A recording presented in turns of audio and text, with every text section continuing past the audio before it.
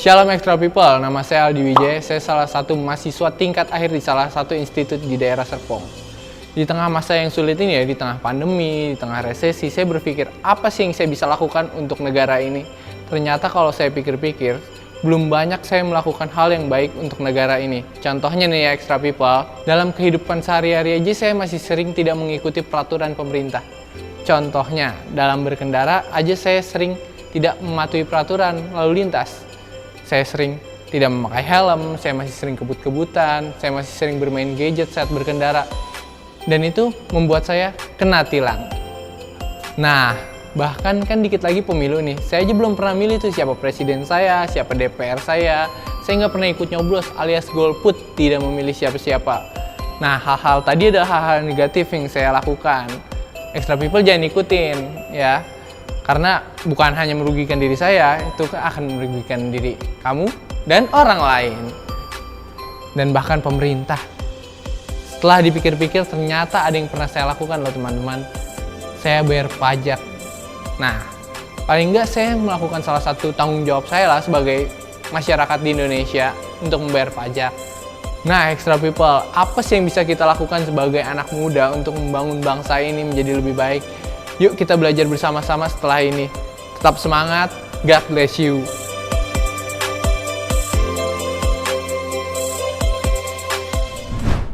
Shalom Extra People, apa kabar? Pastinya luar biasa karena Tuhan kita luar biasa. Nah, hari ini teman-teman kita mau sharing dari firman Tuhan tentang save the nation. Memang kalau kita mendengar kata save the nation atau menyelamatkan bangsa gitu ya, wah kok kayaknya sesuatu yang sangat berat. Gimana kita anak-anak muda ini bisa menyelamatkan bangsa yang begini besar gitu ya? Bagaimana caranya? Tapi kita mau sama-sama belajar dari firman Tuhan. Sebelumnya mari kita bersatu di dalam doa. Tuhan Yesus, terima kasih dalam anugerah Tuhan hari ini kami diberikan kesempatan untuk belajar dari firman Tuhan. Bagaimana kami sebagai anak-anak muda Tuhan pakai untuk menjadi berkat dan berkontribusi bagi negara ini. Roh Kudus pimpin kami dan kami serahkan Tuhan momen ini ke dalam tangan Tuhan. Dalam nama Yesus kami berdoa, haleluya, amin.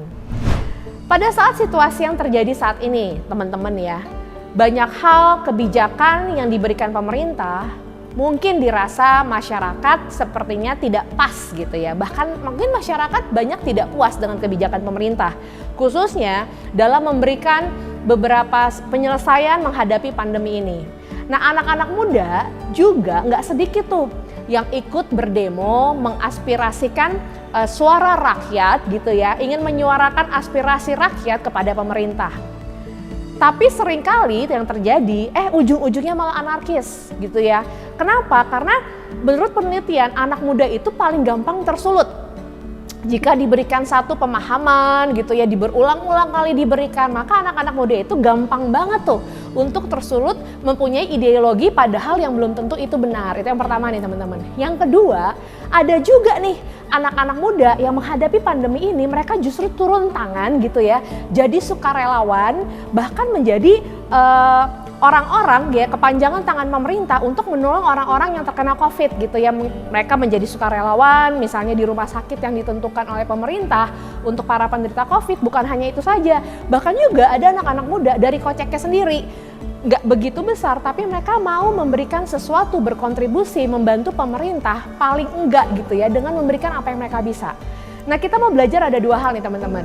Dari yang tadi saya sebutkan dua, berarti tandanya ada satu tindakan dari anak muda yang mungkin positif dan juga yang negatif dalam mendukung bangsa. Nah, hari ini kita mau belajar dari satu tokoh di dalam Alkitab, seorang wanita yang mungkin pasti kalian sudah banyak tahu mengenai wanita ini. Dia namanya adalah Esther gitu ya. Bahkan di Perjanjian Lama ada kitab yang menggunakan namanya, yaitu kitab Esther. Si Esther teman-teman gitu ya, seperti kita ketahui ceritanya, dia seorang yang diangkat oleh relatif dari ayahnya, keluarga ayahnya menjadi anak angkat yaitu dari Mordekai. Dan pada saat itu Raja Ahasveros yang menjadi raja saat itu memiliki seorang istri Ratu Wasti, seperti yang teman-teman sering baca gitu ya di firman Tuhan. Dan Ratu Wasti ini melakukan sesuatu yang tidak disenangi oleh raja, yaitu dia tidak mau untuk bertemu gitu, menunjukkan dirinya padahal dirinya cantik luar biasa kepada para pembesar-pembesar. Sehingga raja kecewa dan akhirnya ingin menggantikan posisi Ratu Wasti dengan wanita yang lain yang dianggap layak untuk menjadi permaisuri saat itu. Nah teman-teman, Dari Esther kita belajar dari seorang wanita yang memang cantik hatinya dan baik hatinya, sampai pada akhirnya singkat cerita kalau kita sudah baca dari kitab Esther, bahwa Esther diangkat menjadi permaisuri raja dengan proses yang begitu luar biasa kalau kita sudah membaca di kitab Esther ya. Nah, pada satu saat ada waktu di mana Mordekai itu tidak disukai oleh Haman, yaitu seseorang yang ditunjuk raja diberikan kekuasaan besar pada saat itu. Kenapa? Karena Mordekai nggak mau menyembah Haman ataupun tidak mau menyembah Haman, dan akhirnya Haman mengeluarkan satu keputusan kepada raja. Dia berikan, raja, kenapa sih bangsa yang terpecah belah ini gitu ya, kenapa nggak dihabiskan saja? Dan Mordekai memberikan pesan kepada Esther pada saat itu teman-teman, bahwa Esther harus melakukan sesuatu. Kenapa? Karena bangsanya akan dibinasakan. Karena itu keputusan yang dinaikkan Haman kepada raja. Disinilah teman-teman, kita mau sama-sama baca dari firman Tuhan Esther 4 ayatnya yang ke-16. Pergilah, kumpulkanlah semua orang Yahudi yang terdapat di Susan dan berpuasalah untuk aku. Janganlah makan dan janganlah minum 3 hari lamanya, baik waktu malam, baik waktu siang. Aku serta dayang-dayangku pun akan berpuasa demikian. Dan kemudian aku akan masuk menghadap raja, sungguh pun berlawan dengan undang-undang. Kalau terpaksa aku mati, biarlah aku mati. Teman-teman, Esther sebagai seorang permaisuri waktu itu yang dipilih oleh raja, dia harus mengambil satu resiko untuk berdiri membela bangsanya. Kalau kita membaca ayat yang tadi, yang pertama Esther lakukan buat bangsanya adalah Esther berserah.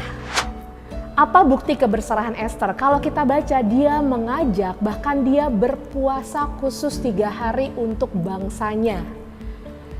Zaman dulu ya teman-teman, puasa itu adalah satu tindakan bahwa kita sedang berduka, atau satu tindakan yang benar-benar membutuhkan petunjuk Tuhan. Esther dia berserah kepada Tuhan. Dia tahu tanpa Tuhan dia tidak akan mungkin bisa, sehingga Esther mengambil satu langkah berpuasa. Yang kedua, Esther dia mengajak seluruh bangsanya yang waktu itu masih ada di Susan dan juga seluruh dayang-dayangnya untuk berpuasa bersama dia. Teman-teman, kita mau belajar. Tanda keberserahan Esther yang kedua adalah dia membutuhkan orang lain. Dia membutuhkan dukungan orang lain. Sehingga dia mengajak bangsanya untuk berpuasa. Jadi keberserahan kita kepada Tuhan bagi bangsa ini yang pertama. Mari kita berdoa kepada Tuhan. Mari kita bawa kepada Tuhan bangsa kita ini terus dalam doa kita. Dan yang kedua, mari kita mengajak teman-teman kita, anak muda dimanapun kita berada, untuk mau terus mendukung bangsa ini. Karena kita tahu untuk mewujudkan satu pemulihan bagi bangsa ini atau untuk menyelamatkan bangsa yang besar ini tidak bisa dibutuhkan satu orang, tapi dibutuhkan banyak orang untuk bersama-sama maju membawa bangsa ini kepada pemulihan. Dan yang kedua, Esther bertindak. Kalau kita baca di ayat ini teman-teman, Esther menghadap raja mewakili rakyatnya walaupun dia harus mengambil resiko. Wow, Esther bilang apa? Bahkan kalaupun aku harus mati, ya nggak apa-apa, aku akan mati.